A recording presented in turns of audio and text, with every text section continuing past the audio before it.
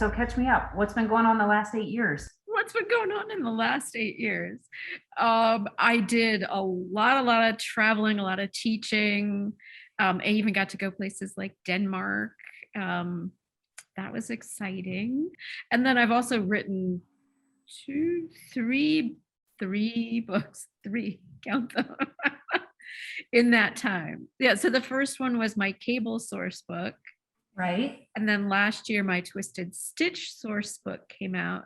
And next month, the third book that's kind of about, it's origami inspired book. Do you want to And see? is it another? So I like the source book idea. Are you kidding? So all the travel that you did, was that kind of anchored around teaching classes? Yes. Yeah. Retreats and events and. Yep. So I still have a couple of those coming out, but obviously like the last 2 years wiped. Well, not everything was wiped clean in 2021. 2021, I actually did do some teaching, just a lot less than I had. Okay. Yeah. Have you been virtual teaching too? I don't. So I was going to say I don't like to, but I did for Vogue Knitting Live. And then right after that first one, they asked me to be the editor-in-chief of Vogue Knitting. And I could not handle both things at once. Yeah. So it's, all the brain cells to Vogue Knitting, but not to teaching. You're so funny. You're such a freaking humble person. You're like, asked me to be the editor-in-chief of Vogue Knitting. That's like a pinnacle dream of 98% of people out. I mean, maybe not in the world, but right. I mean, my son hasn't said that's what he wants to do when he grows up, but I'm in our industry and with designers, like that's so incredible. So what made you decide you wanted to do that? It took some persuading, to tell you the truth, because it's all a ball game. We're remote. We're not in the office. I don't want to be in New York, so I wouldn't have taken it that way either. But there's a lot to be like reinvented. And I don't know why I said yes. I guess because it is an honor and it is a challenge. So that makes sense. And how many issues have you published so far? So we have only 3. It's been a lot of blood, sweat, and tears for only 3. And we're right in the middle of the art direction part for the 4th one. So that's why it feels like a little more to me. Yeah. Interesting. And are you enjoying it? I mean, I guess you can't really say whether you are or you're not. This is being recorded. So I'm enjoying parts of it. And obviously it would actually be more enjoyable when we're not so locked down. And photo shoots are hard because we're trying to keep safe and it's not that easy. Yeah. Interesting. Well, so actually, that's a great question. And I mean, it is interesting to hear like behind the scenes of a magazine. I mean, what difference does it make if you're in person or you're not in person? But right, the creativity has got to be harder. The collaboration has to be a little bit. Yeah. We're not in the same room very often. Like sometimes we're like this in Zoom, and then we can be a team and pick designs together and talk things over and talk about themes, but you don't have that just shouting across the room. I do have the yarn editor, who's my assistant, I'm with 2 days a week, at least part of the 2 days. So we're in the same room. We have an office in Harrisville. So that helps a lot, but it's not the whole team. Yeah. Well, I would imagine that like even just being in person, being able to touch and feel and see the colors of a sample that came back, Right. Well, most of that comes to me, right? Comes here to me and Kate. So that helps, but other people don't get to see it, right? Okay. So I'll never forget one of the most interesting, not one of the most interesting, but a really interesting fact about you is that you grew up in a really creative family, right? Yes, definitely. Remind me about your mom and your dad. So my parents were both professional illustrators. They went to art school together at the Dayton Art Institute, which is just a museum now, not a school anymore. And my father illustrated science fiction, and my mom illustrated things like how-tos, which eventually became like knitting things. But she had worked on the Vogue sewing book when that was still part of the same group as Vogue Knitting, and so Yeah. she knew some of the same people as me, and she actually brought one of my first designs into someone she was working with, an editor, and that's how it got published. So without her, it wouldn't have happened, right? I wouldn't have even known about the industry, I don't think.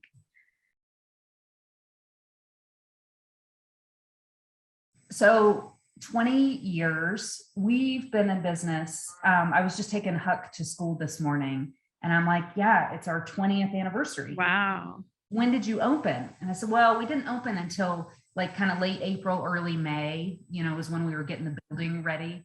But this time, 20 years ago, we were laying the plans, we're negotiating the lease, we're working on our logo, we're meeting with, different reps for yarn lines and figuring out like what we're going to carry. So, 20 years ago. Wow. I can't believe I was like 27, just like a little baby. Old at the time, Right. But we've seen so much change together. But It's true. You've been in this for longer than 20 years. It's longer than 20. So you've seen, these changes, and in fashion, right? These changes just happen, don't they? This is just kind of normal part, or not?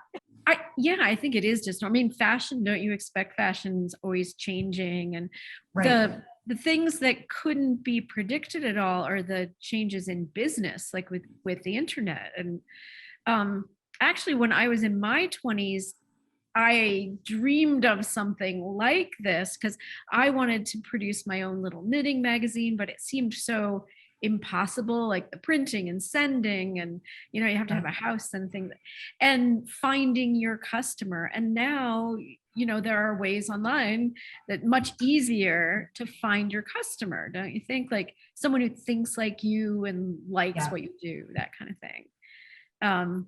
So eventually, it happened, but it's, very, very different from when you would have had to mail out a newsletter or have a real magazine that cost a lot of money to produce and start. Yeah. What's been interesting in the last 20 years is watching, some of the publications go away, and then some ones come up, and the same thing with like yarn companies, and to watch people reinvent themselves. I just can't get over now, after having done this for so long and realizing you have to constantly work to survive. Right. Because something's always changing. Yeah. Yes. So people are like, oh, you're just, you're growing. We bought Madeline Tosh, we bought Della. And I'm like, it's not about growth. It's about survival.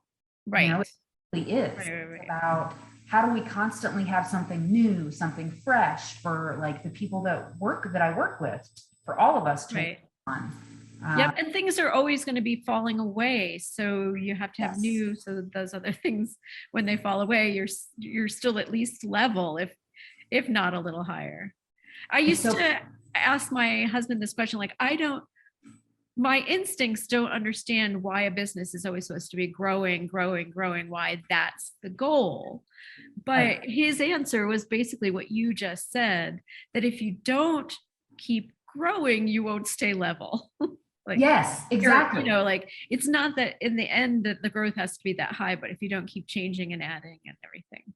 Yep. Yeah.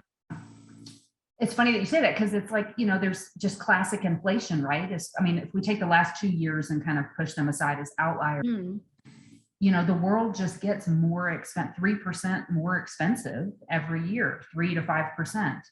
So we often talk about, a lot of people resist price increases. Increase the price of the magazine. We don't want to increase the price of yarn, blah, blah, blah. And I'm like, but gas increases, houses increase, like everything increases, wages need to increase. Right. That's what you So need to go with. it's just a natural part of economics, to just kind of, and it's not because we're trying to make more money. We're just trying to stay flat. Right. So that's something that, we've been, and I've been kind of passionate about. I talk with a lot of yarn shop owners now, more so than I did before. So I've got a lot of friends in the yarn industry, or in the, that own local yarn shops. And we're always talking about that if we could educate people and let them know that price increases are not a bad thing at all, like they're a part of life. And it happens at the grocery store. You don't really notice maybe the flakes have increased by 5 cents. Right, because it seems like just a little bit. Yeah, just a little bit. Right. Amount.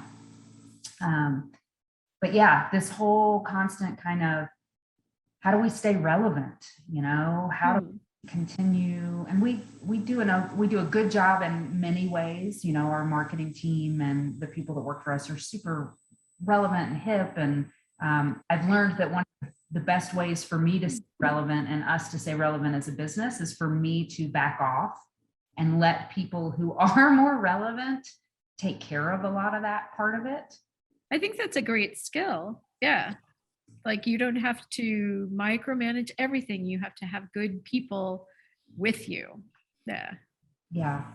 Even when it comes to, like, I don't know if you've experienced this, but the yarn brands that we carry, and the yarn, I have so many emotional attachments of, the history, that I don't always make the best business decision. And so things have really gotten better from a business standpoint if I let somebody else make some of those decisions who doesn't have the emotional attachment. And that's really tough. Do you, have you experienced that? Of course, things like that come up. Right. And because I'm attached to things I know, I don't always see what's new and exciting. So you have to have other eyes out there looking, and people of different ages and yes, and coming from different places and different cultures. Because I might not run into something new and fabulous. Yeah, especially not the last 2 years. Right, where I'm going nowhere. Right. Yeah, exactly. Let's see. Okay, so for our 20th birthday, we're celebrating all year long, and you were the first person that came to mind when what we were thinking about doing, or what we're doing, is just going throwback to like really popular designs over the last 20 years and things that just made us really happy. Okay. Just were super crazy popular for a while. And so I was looking back at Berroco Remix, back when you were at Berroco. Before I was even looking at Remix, I was kind of digging through our data and our old newsletters and kind of taking the journey, back. And I remember so distinctly when Norah Gaughan Volume 1 came out, and we could not keep that damn thing in stock. Like, yes.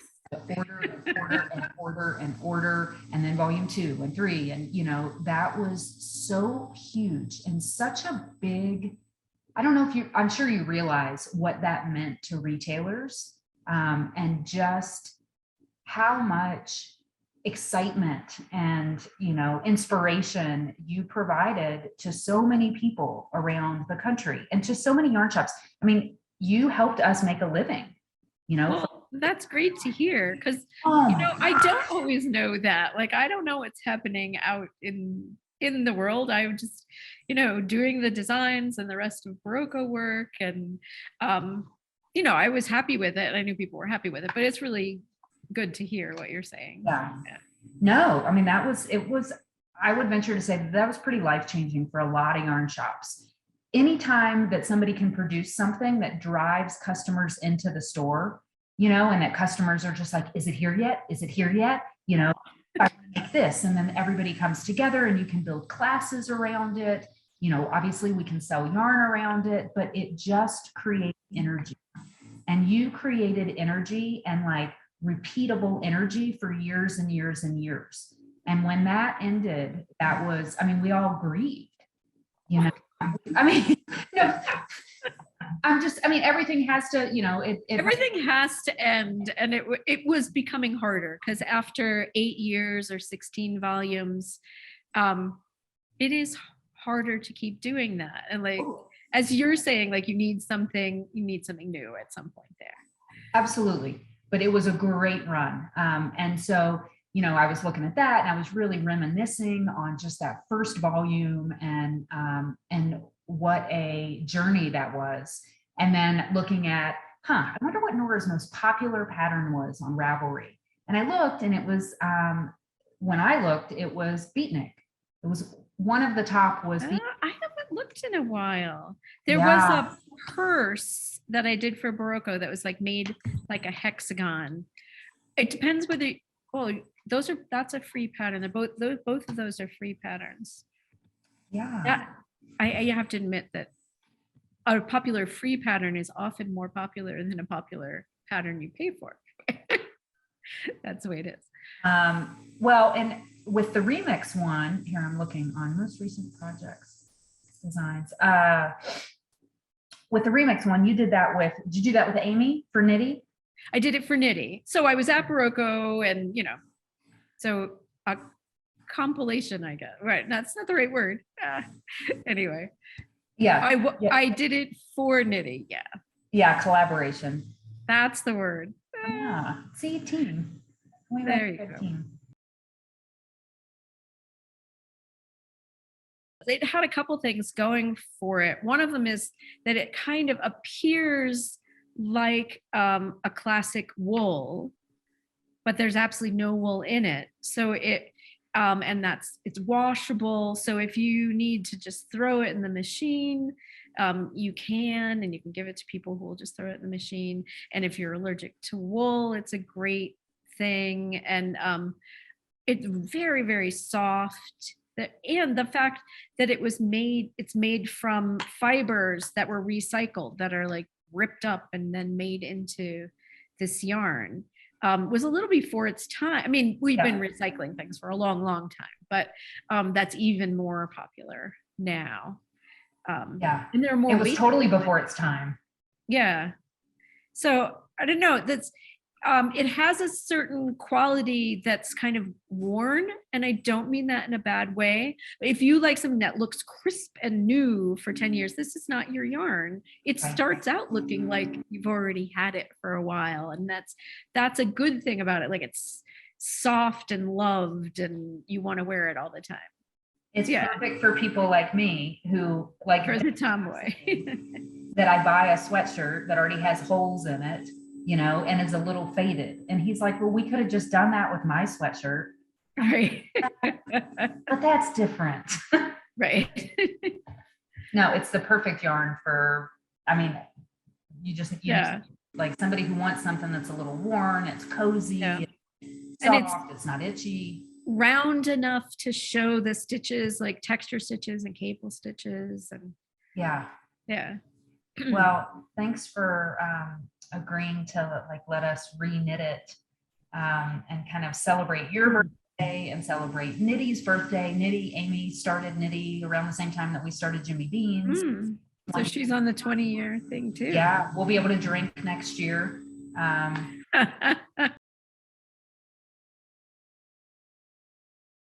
Let's see. Okay, I was going to tell you. So I made a hat.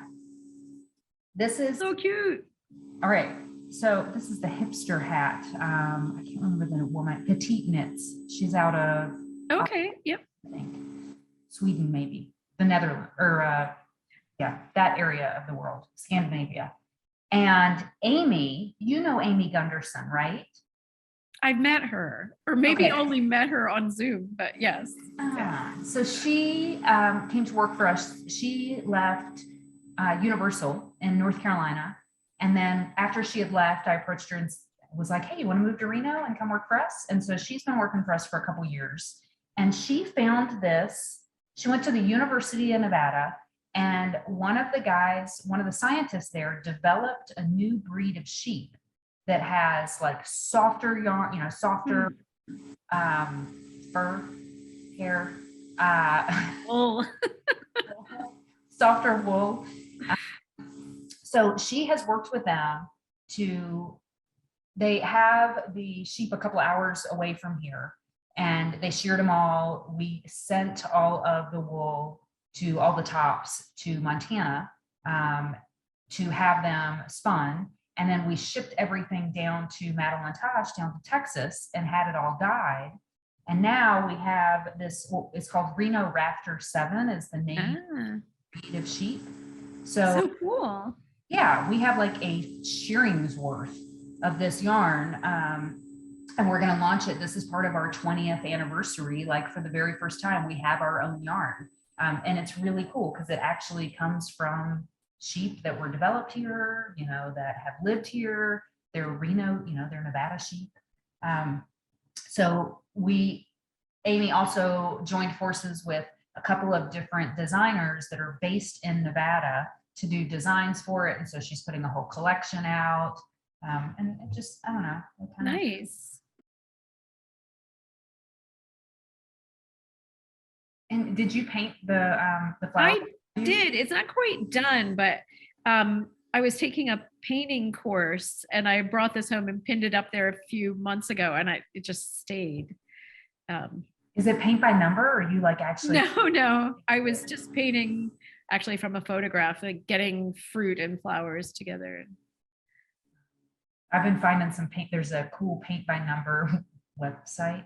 It sounds like fun, actually. Yeah. Yeah. I mean, that's just me.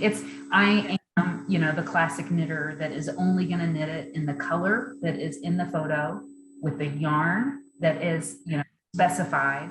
There is no way. I don't like to go outside the lines. I could never free paint. I don't know if that's a thing. Oh yeah. This is like one of the freest things. I think it's why I like it. Like, cause it's just slapped all over. It's terrifying. So scary. Not everything you paint has to be good, right? I think so. With the things I've learned, after I left Berroco, I decided I wanted to really take advantage of being freelance and having an unscheduled day. And so I took courses, like I took a spinning course at Harrisville Designs, and I started taking watercolor. And somehow I kept the attitude that every little thing I learned, every step forward was like a huge victory. Like, look what I did. Right. So rather than being hard on myself, which I'm seeing a lot of women in my watercolor class. They were both men and women, but a lot of the women especially are so hard on themselves. Like, oh, it wasn't exactly what they wanted. But I feel like every little thing that I did a little differently or that I liked, I was just so proud of, like a little kid. But that's what makes it fun. And were you like that when you were 20 or 30, or is that a I think so. Well, I was a little harder on myself. Like I was always hard on myself when I was learning to knit and learning to sew. I would be in tears. That's why my mom bought Knitting Without Tears, because I was in tears. Anyway, that's what introduced me to Elizabeth Zimmerman. This might be a new thing, but it's good to just revel in every new thing you learn.